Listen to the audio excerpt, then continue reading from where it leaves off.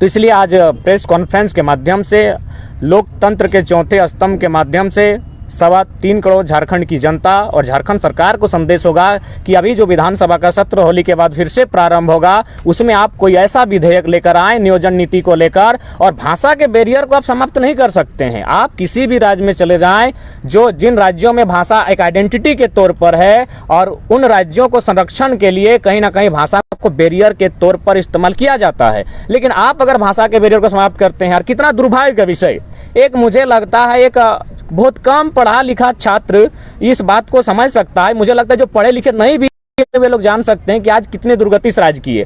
आप अंग्रेजी को क्षेत्रीय भाषा में शामिल कर रहे हैं, हिंदी उर्दू मन को लेकर आप क्षेत्रीय भाषा में शामिल कर रहे हैं, कितना दुर्भाग्य का विषय है। इंग्लिश जो कि एक इंटरनेशनल लैंग्वेज है, हिंदी एक नेशनल लैंग्वेज है, उर्दू भी कई देशों में बोली जाती है, आप उसे एक क्षेत्रीय भाषा के सूची में शामिल करते हैं, तो मुझे लगता है इससे बेकार गवर्नमेंट अब तक देखने को नहीं मिली थी। आज कहीं ना कहीं आज बहुत बुरे अवस्था में झारखंड की जो पॉलिटिकल दौर गुजर रहा है, बहुत खराब कंडीशन के साथ गुजर रहा है। तो अतः हम लोग यही चाहते हैं कि इस राज्य के युवाओं के भविष्य के साथ खिलवाड़ ना किया जाए, इस राज्य के युवाओं के हितार्थ और उनकी सुरक्षार्थ में विधेयक पास हो, और खासकर नियोजन नीति, क्योंकि आज कई वर्षों से इस राज्य में नियोजन की काफ़ी कमियां हैं, और वर्तमान सरकार नियोजन को लेकर ही सत्ता में आई थी। और अगर इसी प्रकार अगर वो 60-40 के माध्यम से 40 वैकेंसियां सीधे 40% अन्य राज्यों को अगर बेच देगी, तो कहीं ना कहीं ये दुर्भाग्य होगा इस राज्य का। और दूसरी बात, यदि आप इस राज्य की बनावट पर जाएंगे, इस राज्य के गठन और गढ़न की ओर जाते हैं, तो इस राज्य का गढ़न ही हुआ था, जो भी आंदोलन किए गए थे कहीं ना कहीं जमीन संबंधित आंदोलन थे। आज इस नियोजन को आप जमीन से भी जोड़ सकते हैं। जो लोग 40% में आएंगे, यहाँ स्थापित होने के साथ साथ यहाँ वो जमीनें लेंगे। जमीनें लेने के साथ साथ क्या होगा, वोटर आईडी यहाँ बनेगा, आधार कार्ड यहाँ बनेगा, और फाइनली एक दिन ऐसा होगा कि पॉलिटिकल डैमेज होगा।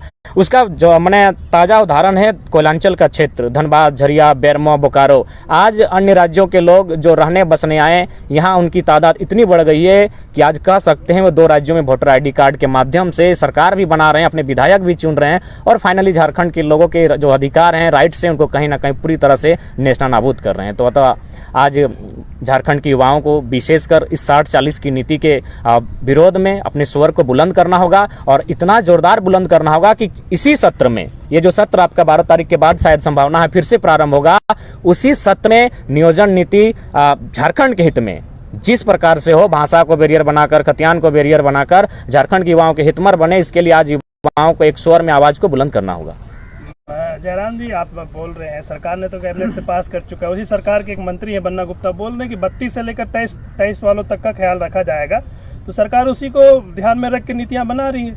देखिए, सबसे पहली बात, जहाँ तक आपने बन्ना गुप्ता जी का सवाल किया, एक जिम्मेवार पद पर हैं, स्वास्थ्य मंत्री हैं, लेकिन उनके बयान को देखकर लगता है कि यहाँ जोकरों की संख्या मंत्री पद में ज़्यादा है। उनका एक बयान सुन रहे थे जिसमें वो कह रहे थे कि बर्ड फ्लू से डरने की आवश्यकता नहीं है, अगर बर्ड फ्लू हो जाए तो मुर्गे को जितना पका के खाइएगा डर की संभावना खत्म हो जाती है। तो कितने हास्यास्पद विषय में और कितना मैंने दुर्भाग्य का विषय है झारखंड राज्य के साथ कि ऐसे व्यक्ति मंत्री पद पर आसीन है जिनको मंत्री पद की गरिमा का एहसास नहीं होता है। उसी शख्स का पटमदा क्षेत्र में गए थे, आपका एक छात्रों के बीच एक सभा को संबोधन करने के लिए, छात्रों को मोटिवेशन करने के लिए। वहां जाकर माननीय बन्ना गुप्ता जी कहते हैं कि अरे हम तो जब 10वीं की परीक्षा दे रहे थे तो चोरी करते हुए पकड़े गए, जिस एसडीओ ने हमको पकड़ा था नकल करते हुए, आज वो मेरा सेक्रेटरी और हम मंत्री बन चुके हैं। तो ये दुर्भाग्य का विषय है, गरिमामयी पद पर होने के बावजूद अगर इस तरह के टिप्पा टिप्पणी कर रहे हैं तो मेरे हिसाब से कहीं ना कहीं अशोभनीय बयान है उनका।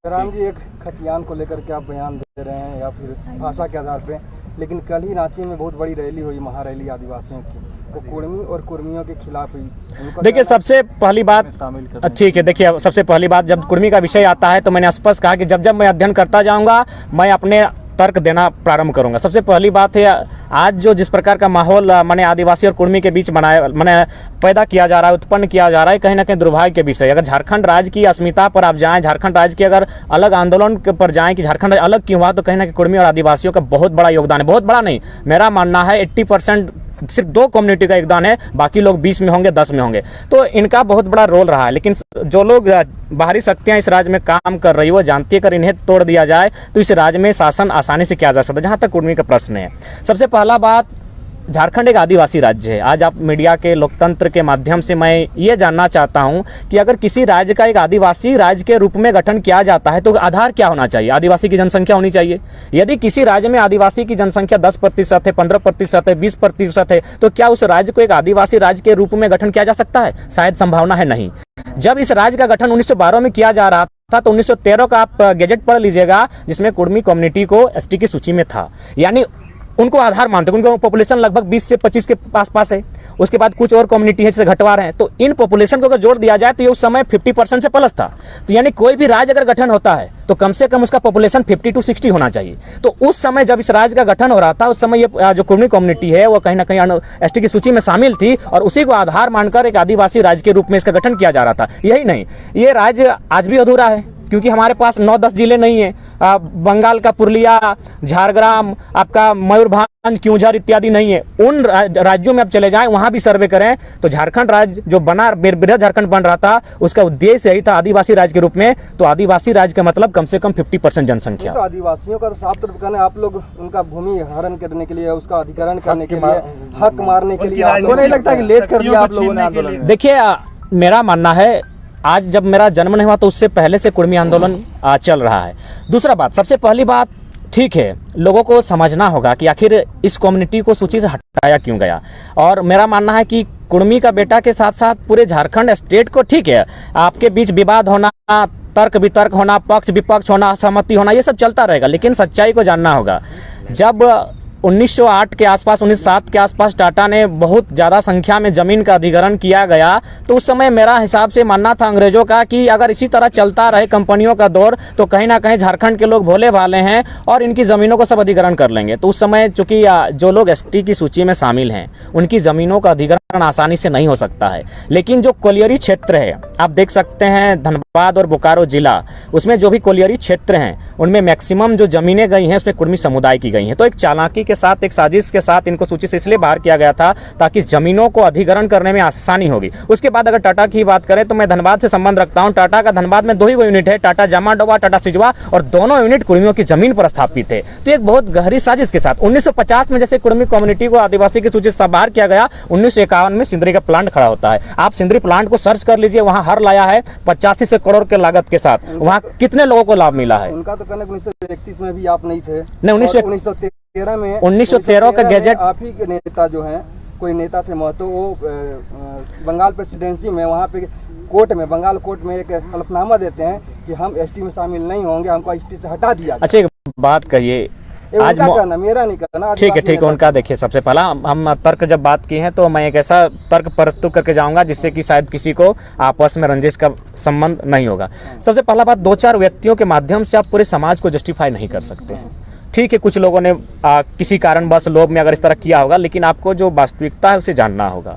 दूसरी बात, आज अगर आप देख सकते हैं, और मेरा मानना है कि शायद ये मीडिया के बंधु बेहतर कर सकते हैं। सबसे पहला बात, मैंने ऑल ओवर इंडिया के कुर्मी और झारखंड के टोटमिक कुर्मी को एक करने का, मैंने एक दिखाने का प्रयास किया जाए। तो मैं चाहूँगा कि मीडिया के बंधु, पलामू क्षेत्र में ऑल ओवर इंडिया के कुछ कुर्मी समुदाय लोग रहते हैं और टोटमिक लोग तो खैर छोटा नागपुर पठार में बहुत ज़्यादा हैं।